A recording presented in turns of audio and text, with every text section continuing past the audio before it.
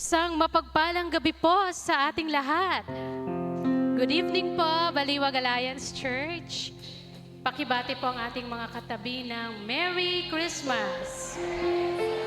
Ayan, tunay ngang Merry ang ating Christmas. Hindi dahil nakapula tayong lahat ngayon, kundi Merry ang ating Christmas because Jesus is the only reason kung bakit merong Christmas. Hinanyayahan ko po ang lahat na tumayo. Ang ating call to worship po ay matatagpuan sa mga awit 105 verses 1 to 4. Dapat na si Yahweh, ating Panginoon, ay pasalamatan. Ang kanyang ginawa sa lahat ng bansay dapat ipaalam. Siya ay purihin, handugan ng awit. Ating papurihan ang kahanga-hangang mga gawa niya'y dapat na isa-isay. Tayo ay magalak. Yamang lahat tayo ay tunay na Kanya, ang Kanyang pangalan. Ang pangalang banal, napakadakila. Lahat ng may nais maglingkod kay Yahweh, dapat na magsaya. Siya ay hanapin at ang kanyang lakas ay siyang asahan. Siya ay hanapin upang mamalagi sa kanyang harapan. Manatili po tayong nakatayo para sa ating opening prayer. Naanyayahan ko po si Sister Herminia Hong.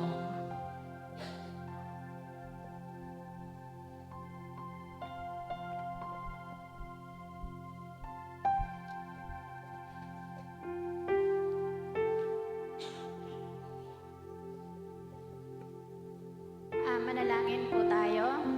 Panginoon namin, pinupuri ka po namin at pinasasalamatan sa gabing ito sa unang gabi po ng aming simbang gabi. Salamat po, Panginoon, sa buong taon ng pagpapala mo sa amin. Salamat po sa mga hamon ng buhay kung saan po, Panginoon, nalampasan namin dahil kasama ka namin, Panginoon. Hindi mo kami iniwan. Salamat din po, Panginoon, sa kalakasang meron kami ngayon at oras, Panginoon, para magkatipon-tipon kami sa gabing ito para parangalan ka. Hinihiling ko po, Panginoon, nagabayan mo po ang lahat ng tatayo dito sa harap, ang aming praise and worship team, na nawa, Panginoon, may alay po nila ang kanilang mga talento para sa kaluguran mo. Pangunahan mo din po ang aming mensahero sa gabing ito, na nawa po, Panginoon, ikaw po yung mangusap para sa Kanya. At kami din po, Panginoon, gabayan mo po kami. Ibukas mo po ang aming puso at isipan sa mga salitang maririnig namin mula sa aming mensahero, Panginoon. Nawa po, ito ay maisapuso at maisabuhay namin. Nang sa gayon po, makita po ng mga taong nakapaligid sa amin kung gaano kakabuti na aming Diyos. Ang lahat ng ito ay aming sinasamo at pinagkakaloob sa iyo sa pangalan ni Jesus. Amen. Muli po, manatili pa rin po tayong nakatayo para po sa pag-aawitan. Akin pong tawagin ang ating praise and worship team na pangungunahan ng mga kababatihan.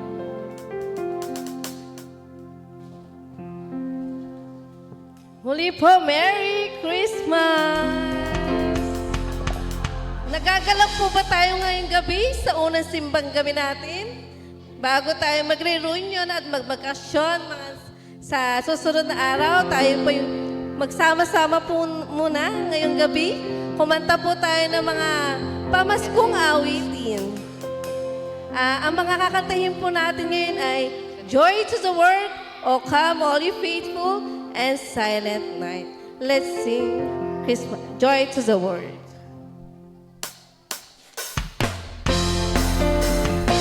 Tayo po'y pumalakpak sa ating Diyos.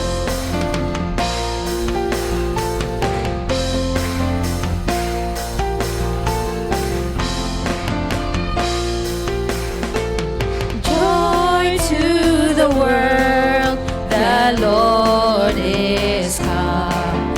Let earth receive her King. Let every heart prepare him room. Let heaven and nature sing. Let heaven and nature sing. heaven and heaven nature sing.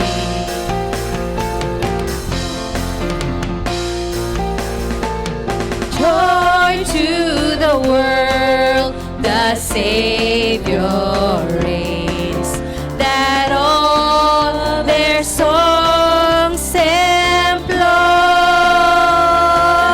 while fields and floods, rock hills and plains, repeat the sounding joy, repeat the sounding joy, repeat, repeat the sounding joy.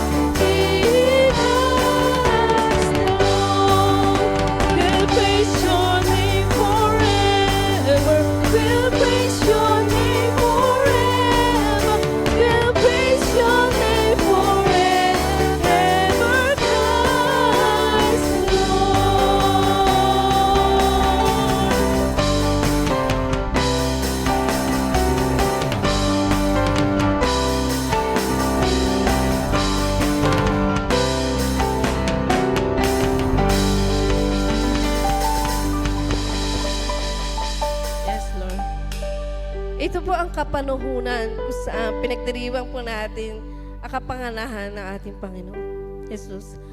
Ating damhin ang pag-ibig niya para sa atin. Pag-ibig na walang katumbas, pag-ibig na walang katapat, pag-ibig na walang hanggan. Salamat, Panginoon. Salamat sa pag-ibig mo sa amin. Let's sing Silent Night.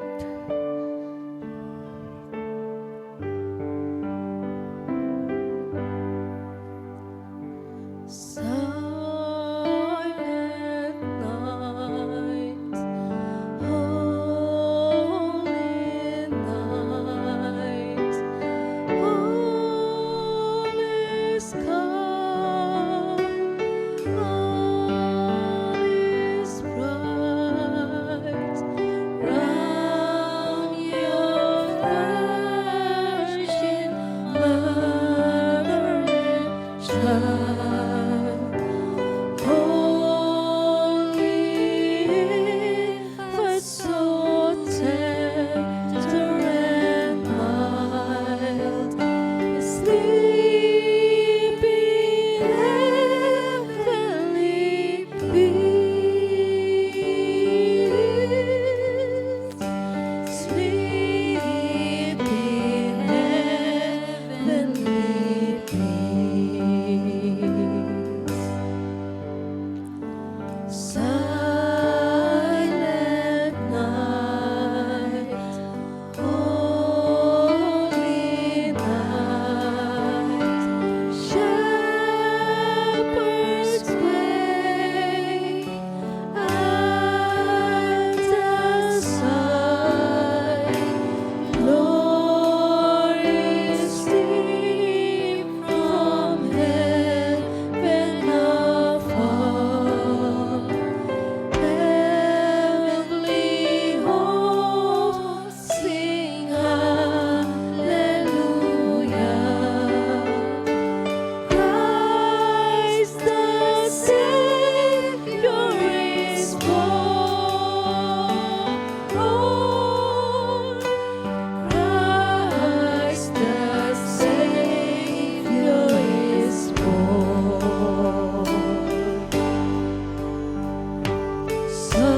Silent night, holy night, Son of God, love's pure light, radiance beams from thy holy face.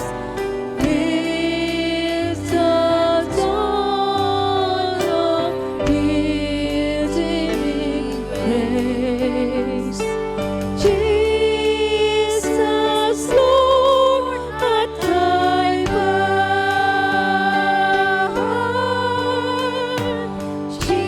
Jesus, Lord, at thy birth.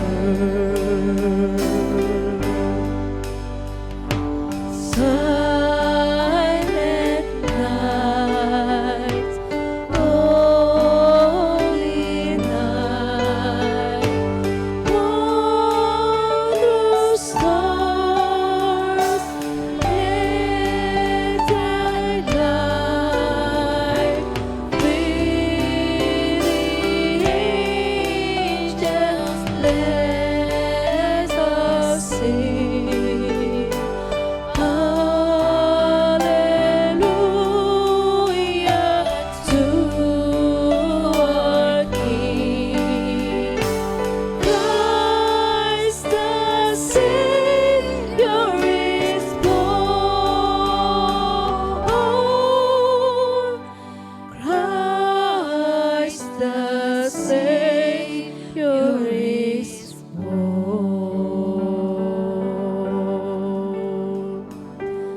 Thank you, Lord. Ikaw ang mapurihan ngayong gabi, Lord.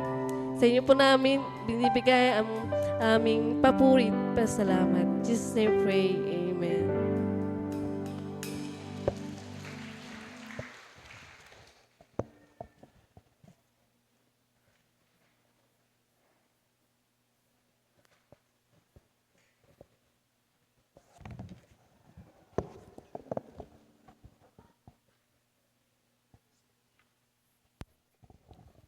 Ayan, maraming salamat po sa ating praise and worship team, sa mga kababaihan. Alam kong short lang din yung practice nila, pero they are very much willing na magpagamit para sa Panginoon. Muli po, isa pa pong beses na inaanyayahan ko po ang lahat na tumayo para po sa ating scripture reading. Ang atin pong text ay matatagpuan sa Lucas chapter 2, verses 15 to 20. Again, Luke chapter 2, verses 15 to 20. Babasahin ko po ito ng Tagalog po. Verse 15. Pwede po bang salitan tayo magbasa? Ako yung 15, sa inyo po yung 16, 17 ako, 18, 19 din, 20 lahat po tayo. Okay, verse 15. Nang makaalis na ang mga anghel pabalik sa langit, ang mga pastol ay nag-usap-usap. Tayo na sa Bethlehem. Tingnan natin ang pangyayaring ito na ibinalita sa atin ng Panginoon. Verse 16.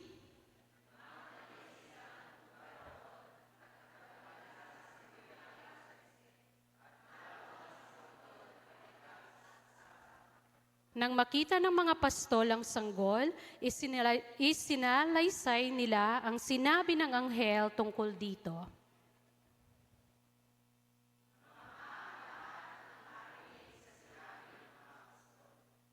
Tinandaan ni Maria ang mga bagay na ito at ito'y kanyang pinagbulay-bulayan. Verse 20, sabay-sabay po tayo. Umalis ang mga pastol na nagpupuri sa Diyos at nagpapahayag ng kanyang kadakilaan dahil sa lahat ng narinig at nakita. Ayon sa sinabi sa kanila ng anghel.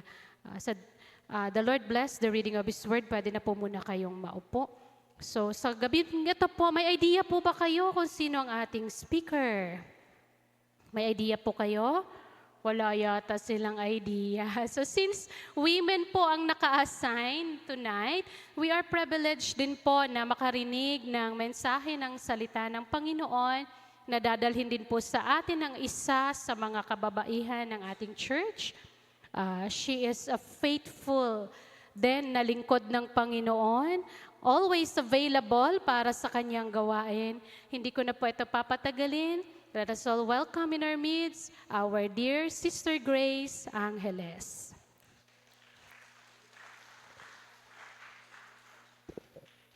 Magandang gabi po sa ating lahat. Wow, namumula tayo ngayon.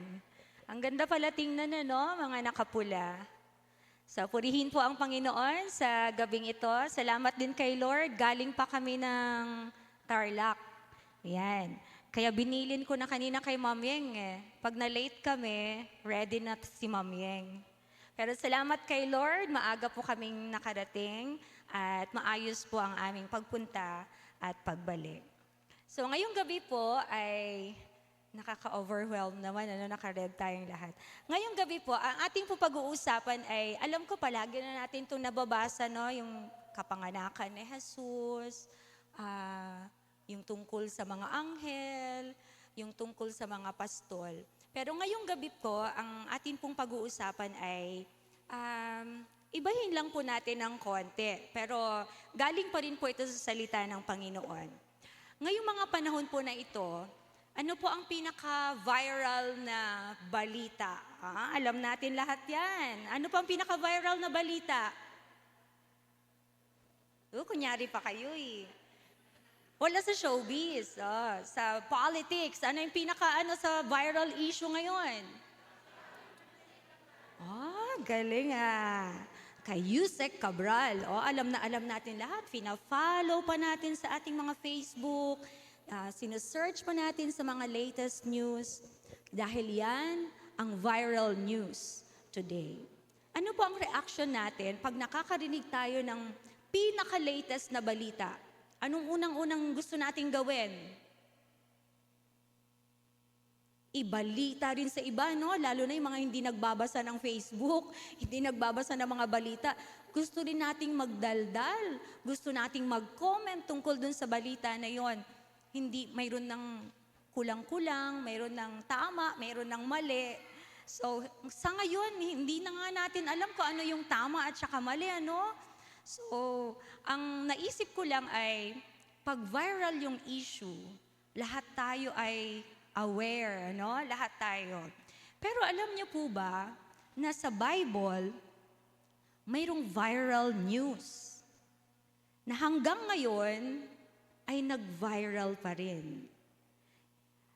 Pag sinasabi nating viral, ngayon lang yan, ano? Mga next month, hindi na yan viral news. Katulad lang ng mga issue last month, natakpan na naman ng viral na issue ngayong buwan na to.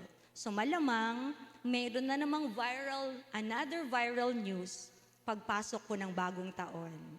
Pero ito pong viral news na ito, alam niyo po ba naging viral ito, hindi lang sa Pilipinas, sa buong mundo, na hanggang ngayon ay pinag-uusapan. Hindi lang po siya pinag-uusapan, kundi sineselebrate.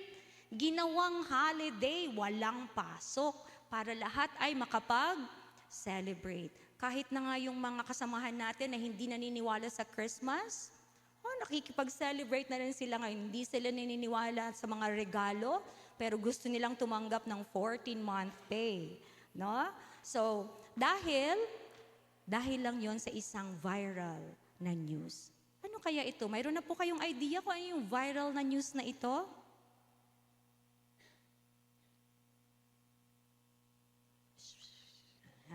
Sige po. Nabasa po natin kanina. Gusto ko lang pong i-share sa atin ngayong gabi. Mag-focus po tayo doon sa mga pastol. Yan. Nakakita na po ba kayo ng pastol? O English na lang, di kayo sa Tagalog. Shepherds.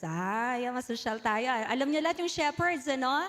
So, noong unang panahon po, ang shepherds ay isang trabaho. Pag sinabi, anong trabaho mo kapatid? I am a shepherd. Marangal na trabaho yun. Mayroong magandang trabaho. At hindi lang ito basta-bastang trabaho. Kahit gabi, kailangan magstay ka para bantayan ang mga tupa. Ayan. Ang mga sheep. Sige, magaling talaga tayo sa English, no? Mga sheep. Ayan. Pero, nung gabing iyon, ang mga pastol, tingin nilang nila sa sarili nila ay mga ordinaryong mga tao lamang sila. So sila lamang ay sumusweldo, inuutusan. Yun na lang yung naging routine ng buhay nila. Pastol, tulog, bantay ng mga paggising, ilalabas sila sa kulungan, papakainin sa green pasture, sa mga madadamong lugar, titingnan sila, babantayan. Pero alam niyo po ba, na ilang beses natin naririnig kahit sa mga kaawitin natin, yung pangalan na shepherds. At lagi silang nakakabit sa kwento ng kapanganakan ng ating Panginoon. So ngayong gabi po, gusto ko pong ibahagi sa inyo, ano ba ang natututunan natin sa buhay ng mga pastol? Ang sabi nga po dun ang binasa lang po natin ay verses 15 hanggang 20. Ang ganda, ang galing ng mata ko. Sorry, di ko dala yung salamin ko. Sige, kaya ko to. Kung babalikan po natin doon sa mga bago mag-verse 15, nung gabi daw na yun, nasaan daw po yung mga pastol? Nasa parang, nagbabantay ng mga pastol at bigla na lang mayroong liwanag sa kalangitan. At ano ang kanilang sinasabi? Sino daw yung mga nagliwanag na yon? Ano po? Angels. Yes, correct kapatid. Mga angels. At anong sabi? Huwag kayong matakot.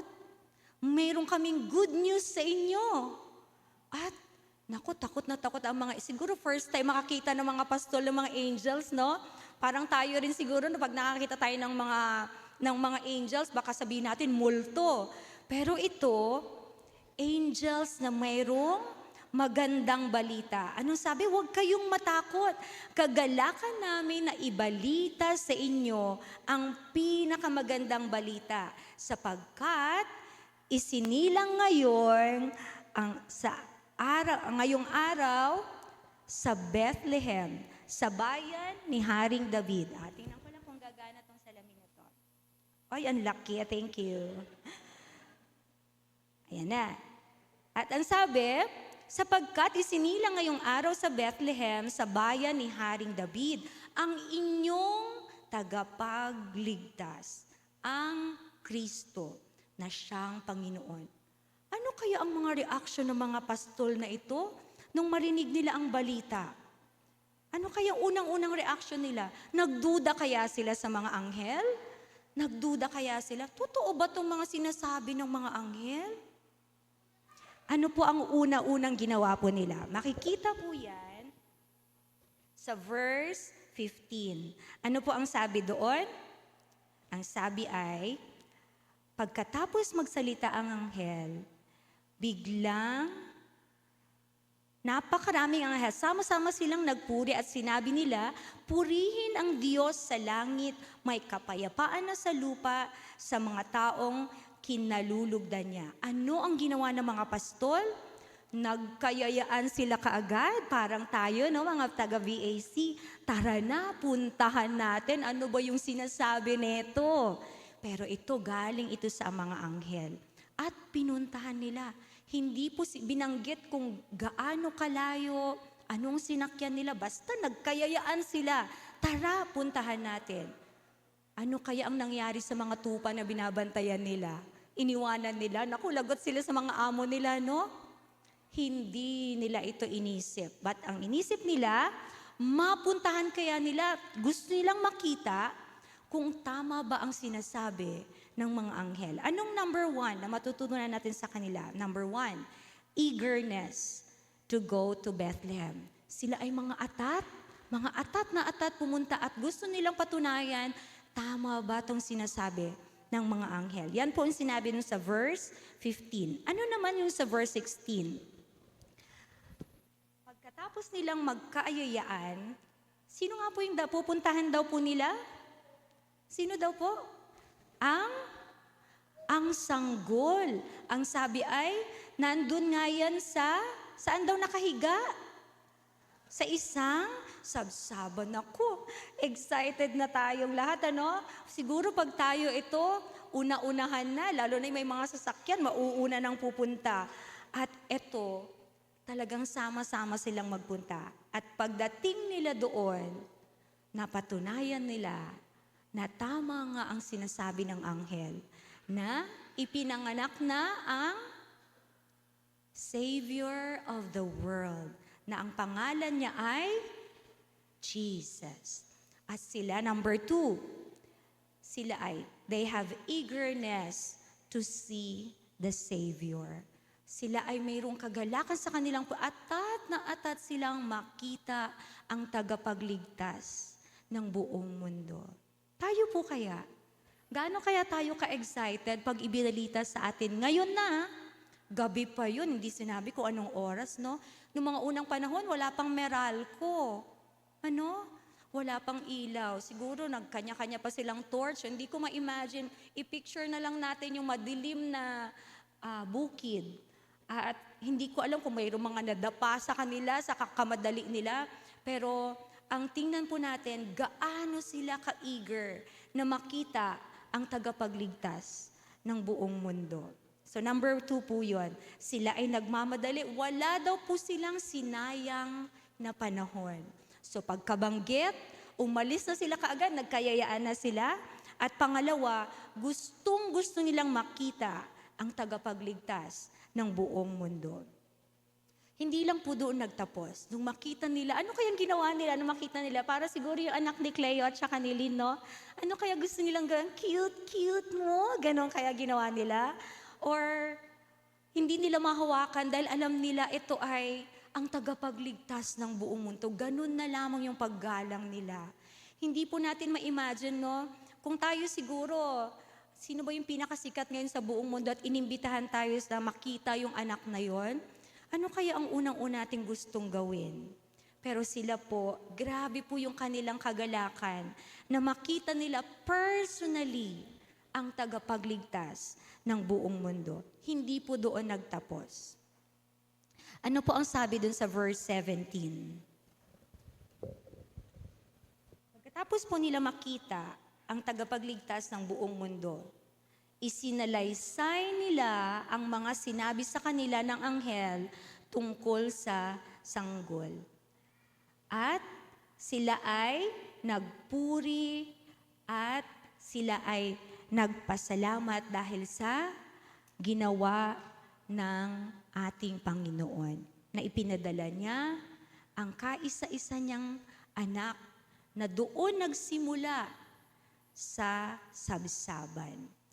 So ano po ang application nito sa atin? Number 1, yung balikan nga natin, sila ay eagerness to go to Bethlehem. Pangalawa, sila ay eager na makita ang ating tagapagligtas. And number 3, eagerness to spread the news. Pagkatapos daw po nilang makita ang tagapagligtas ng buong mundo, hindi nila makontain sa mga sarili nila na hindi magsalita. So pagkaalis daw po nila doon sa sabsaban, hindi ko alam kung sino ang mga nakasalubong nila. Hindi ko alam kung sino ang kanilang pinagbahaginan na ipinanganak na ang tagapagligtas sa buong mundo. Pero ang sabi po doon, madami ang natuwa. Many were amazed dahil sa sinabi ng mga pastol. Paano kaya nila ito sinabi? Wala pang chat noon, wala pang messenger. Nasabi nila ito sa lahat ng kanilang nakasalong. Siguro wala na silang bukang bibig, kundi nakita namin ang tagapagligtas ng mundo. Tama ang nakasulat, tama ang prophecy sa Biblia na ipapanganak sa sabsaban ang tagapagligtas ng buong mundo. Ano po ang application nito sa buhay natin? Ano kaya ang matututunan natin sa buhay ng mga pastol? Number 1 po, alam niyo po, God uses ordinary people. Ginagamit po ng Panginoon ang mga ordinaryong katulad natin. Sila po ay mga pastol. Hindi po sila yung nakatira sa mga mararanyang tahanan. Hindi po sila yung nag-aral ng kung anong degree. Sila po ay mga ordinaryong tao lamang. Pero ginamit sila para magbahagi. Ang sabi nga, sila daw po yung unang evangelist sa Bible, ang mga shepherds. Dahil sila ang unang nagpamalita ng good news na ipinanganak na ang tagapagligtas sa buong mundo. Tayo rin po, naniniwala po bang kaya tayong gamitin ng Panginoon? We are just ordinary people. Pero pag ikaw ay nagpagamit sa Panginoon, gagawin niya tayong effective, lalong-lalo na sa pagkalap ng mga kaluluwa na hindi pa nakakakilala sa Panginoon. Pwedeng gamitin ni Lord ang buhay mo. Huwag mo sasabihin, member lang ako sa BAC. Hindi nga ako nagtapos ng college, high school nga lang natapos. Wala po yun sa degree. Remember, God can use ordinary people like the shepherds. Number 2 po, they create a good testimony. Kaya nga po, ulit-ulit sa Bible, yung shepherd, kahit sa mga awitin shepherd, napakaganda po ng kanilang testimony na wala na silang ibang gustong gawin, kundi ipamalita yung kanilang narinig at nakita. Lalong-lalo na, totoo ito. Wala itong pinagtatakpan. Totoong balita ito. Kaya ganun na lamang sila kasigasig na ibahagi kung gaano katotoo na dumating na sa mundo ang tagapagligtas. At ang panghuli po ay, ano po yung ating response pag tayo po ay nakakarinig ng good news na ito? Dahil alam na po natin yung pinaka-viral na news sa buong mundo. Ano na po dapat yung pinaka-response natin? Ano po yung response ng mga shepherd? Sila ay nagpuri.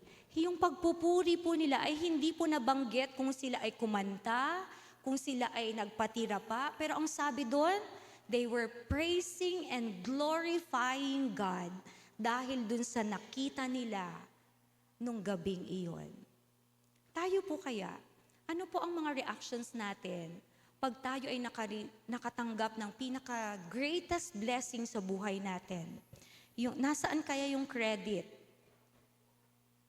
Nasaan kaya yung papuri? Sino kaya makakatanggap ng papuri? Yung kapatid mo na nagbigay ng regalo? Yung boss mo na nagbigay sa iyo ng 13-month pay? Hindi po.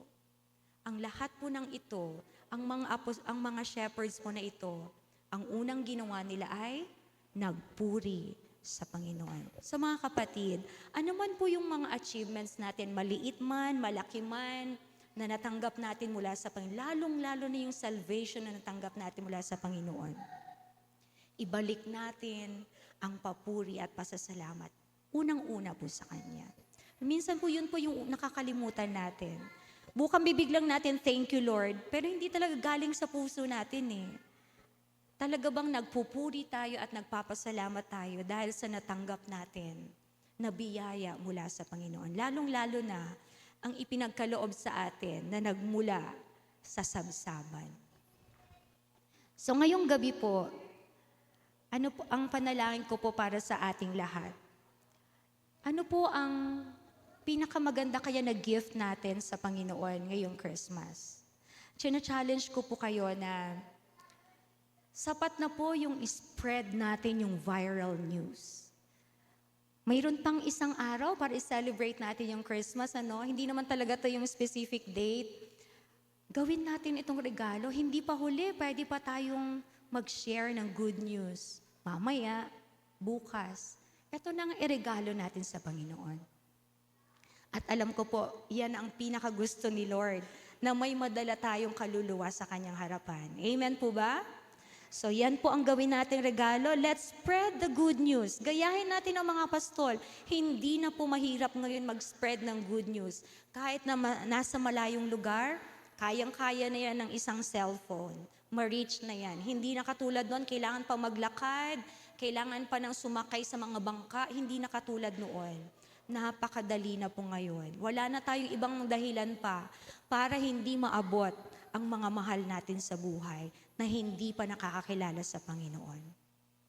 So yan po ang panalangin ko. Let's spread the good news. Huwag natin sarilinin. Huwag natin i-keep sa sarili natin yung pinaka-greatest blessing na natanggap natin mula sa Panginoon. Kung ito man, kung tinitingnan mo sa sarili mo, na yan ang pinaka-greatest blessing at yan ang pinaka-good news na narinig mo sa buong mundo, bakit hindi mo ito ibahagi? Katulad ng mga pastol, yan ang pinakadakila at pinaka-viral na news na narinig nila na hanggang ngayon, viral pa rin. Panalangin ko po na ito ang maging layunin natin araw-araw. I-grab natin bawat opportunity na ibahagi itong viral news na ito.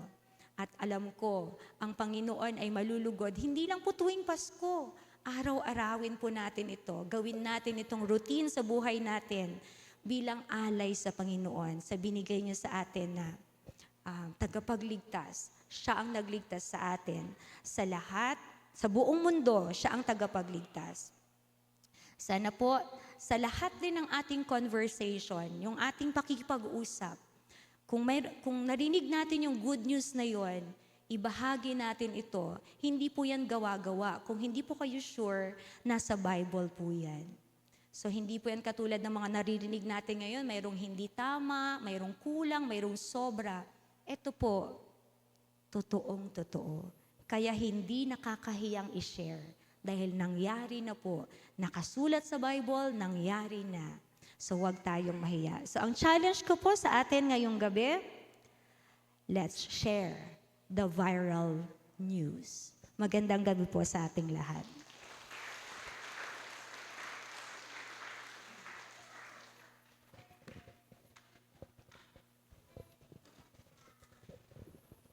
Ayan, maraming salamat po, Sister Grace, sa napakalinaw at magandang challenge po para sa ating lahat ngayong gabi. Nawa po ay na-challenge tayo. We still have enough time para gawin po yung nais na ipagawa ng Panginoon sa atin. So tonight po, we are not just blessed na may mga kababaihan na talented sa singing, they are also talented in dancing. Mahawitness po tayo ng isang dance presentation mula sa selected women po. O, palakpakan naman natin sila paalis ng kaba.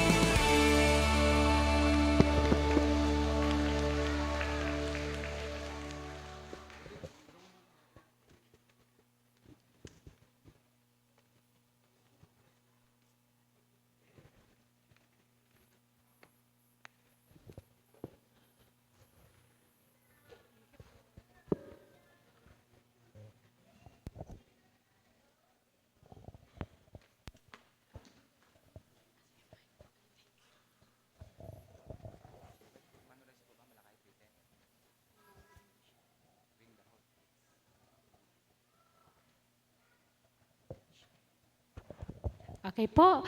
Maraming salamat sa ating mga talented na mga kababaihan sa kanilang gifts and talents. Salamat po sa pagpapagamit para sa Panginoon. Ngayon naman po, I do believe that we came here na mag-worship sa Panginoon. And part of our worship is giving. Atin pong ihanda ang ating mga offerings at atin pong basahin ang salita ng Panginoon sa Malakias 3, verse 10. Alam kong kabisado ng lahat ito. Basahin ko po. Malakay 3:10, pero ngayon, hinahamon ko kayo na subukan ninyo ako, ang Panginoong makapangyarihan. Dalhin ninyo ng buo ang inyong mga ikapo sa bodega ng templo upang may pagkain sa aking templo. Kapag ginawa ninyo ito, bibigyan ko kayo ng ulan at ibubuhos ko ang sobra-sobrang pagpapala. Atin pong dalhin ang ating mga offerings dito po sa ating tower bags po.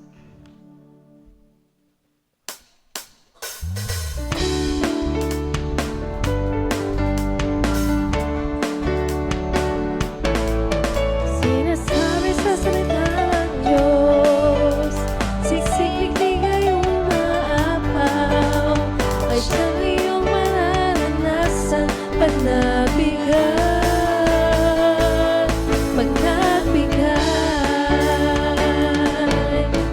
Magbigay na kay kagalat at magbigay na may pagmamahal. Magbigay na mula sa puso mo iyong itinanim siyang anin. Magbigay na may kagalat at magbigay na may pagmamahal. Magbigay na mula sa puso kung ano iyong itinanim siyang anin. Kung ano iyong itinanim siyang anin. Kung ano iyong itinanim siyang anin. Inaanyayahan ko po ang lahat na tumayo para sa ating doxology.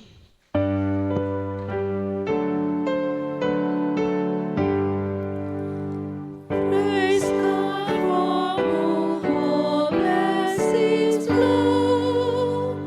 Praise Him, all creatures here below. Praise Him above the heavenly hosts. Praise Father, Son, and Holy Ghost.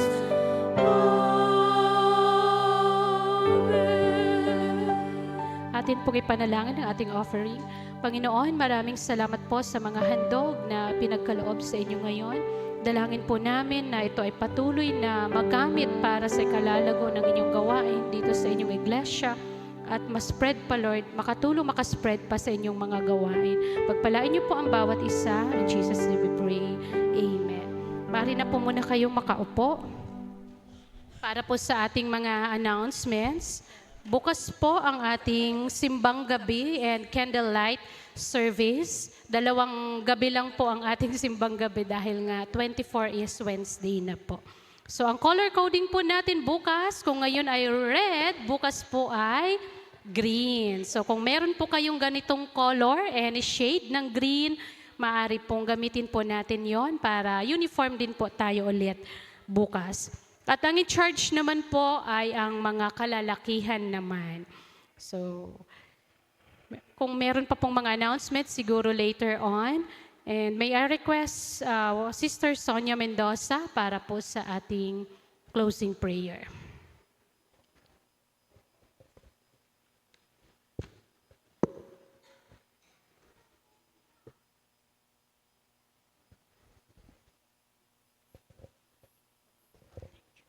Tayo pong lahat ay tumayo at manalangin.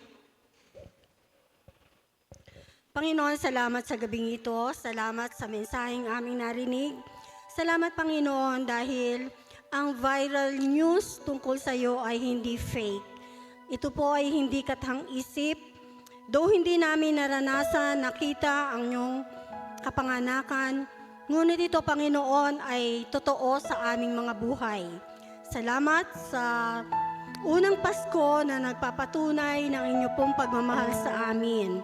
Nawa, Panginoon, ang pagmamahal na ito ay maibahagi namin sa iba o sa aming kapwa. Sa aming pagsamantalang paghiwa-hiwalay, Panginoon, hinihiling po namin ang inyong pag-iingat. Nawa, Panginoon, ay muli mo kaming ibalik sa araw ng bukas para sa another message na nagmumula sa inyo ngayong season. Ito po ang aming samot dalangin sa pangalan ni Jesus.